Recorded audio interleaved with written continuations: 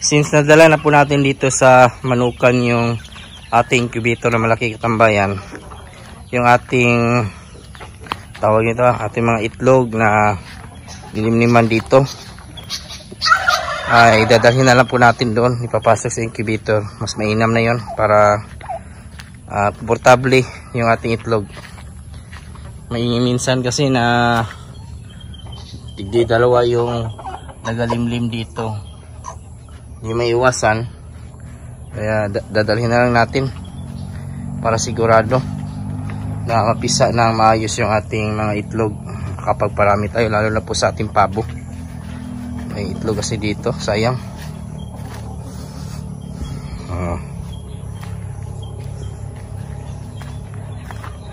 Ito na yung ating incubator katambayan, ganun rin, malaki lang para siguradong makapagparami tayo agad. Dito na yung itlog ng ating mga alaga pabo at saka sa ating manok. Yan.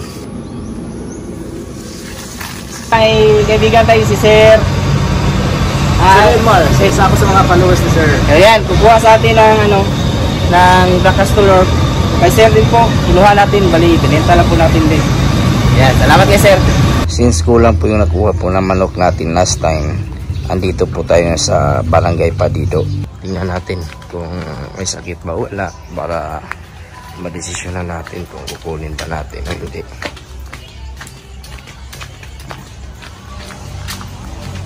Buy and sell po sila dito, kaya dito na natin bibili kasi walang mabibilihan na manok sa mga kabiga nating farm. Adari ko dagko kol. Tahuron mo isa. Tahuron. Tahuron ba? Ano na? Yung paitlog dol. Wah, kaya may laki. So yan katambayan, yung timbang niya 3.2 kilos. Ito natin bibili. I-release din po natin ito sa kasaling budget na 5,000 dito sa kabilang manukal. Dami na dito katambayan, sisiw. Last video. Sa lamig ng panahon ngayon, basta walang ilaw yung manukan mo, lalo na sa heritage, sigurado patay. Pero pag native yan, yan basta-basta. Tikita yung galawan ng mga native na sisiw. Kaya kawiks tulog na si Mana, no? Apa nito? Tulog ka si Mana? Yan. New home ng ating mga alaga. So lahat sa 5,000 po. Yung bayaran natin ngayon nasa 800 kasi nasa 3.2 kilos, 750. 250 per kilo, so 750 yung tatlo plus may dalawang gramo, 200 grams, 50, so 800. So nang naiiwan na lang po sa ating 5,000 nasa 275 kasi nasa 1,075 yung ating nabilin naiwan.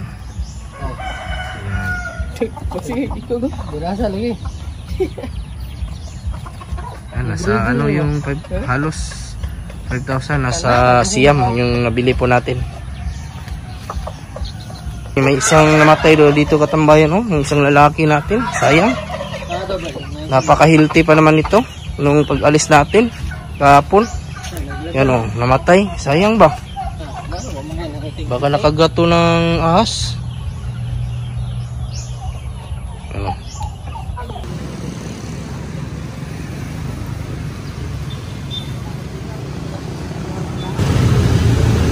Ilang ka kilo ba?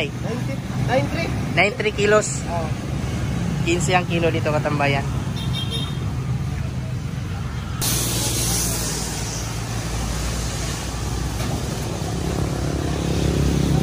Dito na po tayo para ipagiling yung ating mais na nakuha dito sa gilingan sa poblasyon plan.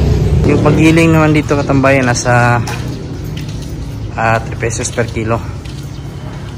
Nasa 94 kilos yung daw yung timbang.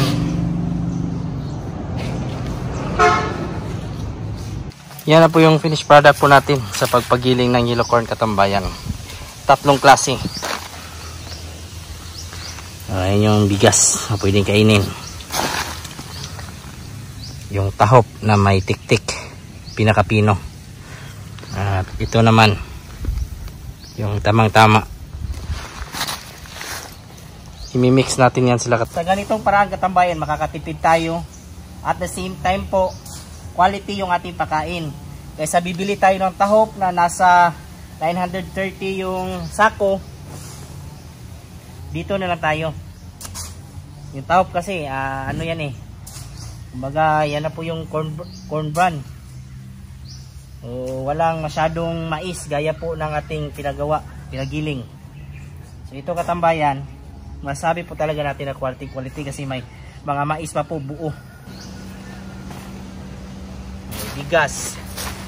So, gustong-gusto ng mga ano to, ng mga inahin natin nito, sigurado gaganda yung pangitlog. Yung mais po ang isa sa pinaka main po na ingredients po sa pagpapaitlog ng manok. Kung gusto niyo pong gumanda pa talaga yung quality, ay nasa ano na, pwede nyo pong haluan po ng PPC, yung pig protein concentrate, gaya po ng ginawa po natin.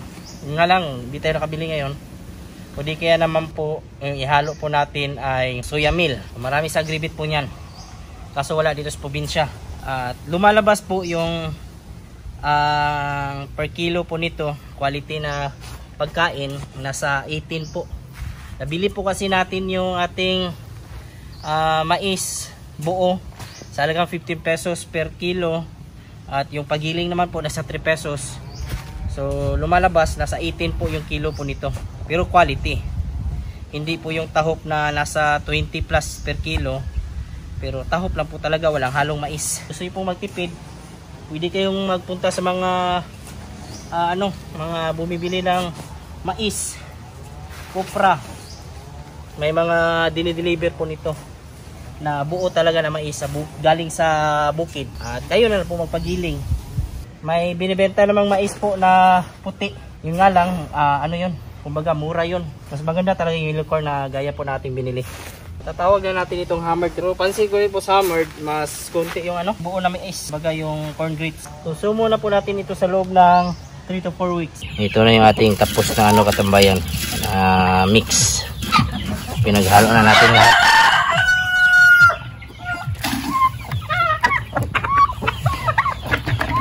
Kain na ng ating mga alagang manok. Basahin po natin yan.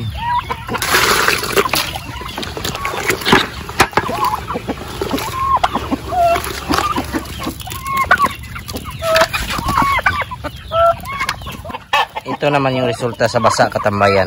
So, tingnan nyo naman yung manok natin inahin. Lakas kumain. Kulang pa yan ng soya at saka limestone, o di kaya haluan natin ng PPC. Pag ito nasanay, hindi na to mamimili na ganitong patuka yung ating ibibigay. Sigurado mabilis na po lang maubos. Pag bago pa kasi, hina na sila kumain. Pero sa nakikita naman natin mga katambayan, maganda ng kain po nila. Hindi nila pinipili. Ayan, daling naubos. Yung pabo rin natin, kumakain din, maganda. Maganda yung paggagawa natin.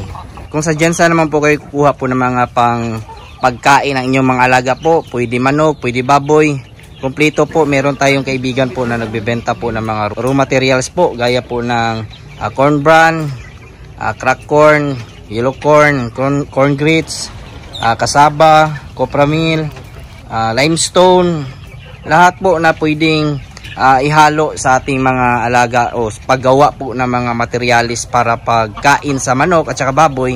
Pwede nyo pong makuha po dito. Kumplito na po talaga. Minimum po 50 kilos yung kanilang in-entertain, at kung bibili naman po kayo, sabihin nyo lang po galing kay Manok Tambayan. Ilalagay ko lang po sa screen po yung kanyang detalye, contact. Yan lang po ngayong araw mga katambayan, at maraming salamat po pala sa mga bago po natin subscribers and viewers. Welcome po sa aking channel, at kung kayo lang po yung napadaan ngayon, sana po i-consider nyo po na i-follow, i-like, subscribe. Napakalaking tulong po yan. Kung may mga katanungan naman po kayo, ilagay nyo lang po sa comment section at ating sasagutin. At huwag kalimutan i-click yung notification bell para sa mga susunod na videos. Bago muna tayo magpaalam, shoutout muna natin yung ating mga kaibigan dyan na si Alvin Lubigan, Kabuloy Vlog TV, Jong Amigo from Concepcion Tarlac, Denmark Pagatpat from Tarlac, at kaibigan po natin ng isang vlogger din po na si Romeo Oscar po. Follow na lang po kanyang page kung gusto niyo po matuto about sa hito farming. Napakagandang channel po sa mga nag-uumpisa. Marami kayong matututunan sa ating kaibigan po. Explore 101 from Sambuanga, Sibugay, Superverb Lyrics, Ronald Puertes. At sa mga nanood po dyan nyo, shoutout po sa inyo lahat. Sa mga hindi ko na po na shoutout, isa-shoutout ko lang kayo sa susunod. Maraming salamat, God bless, at ingat po kayo palagi. Bye-bye!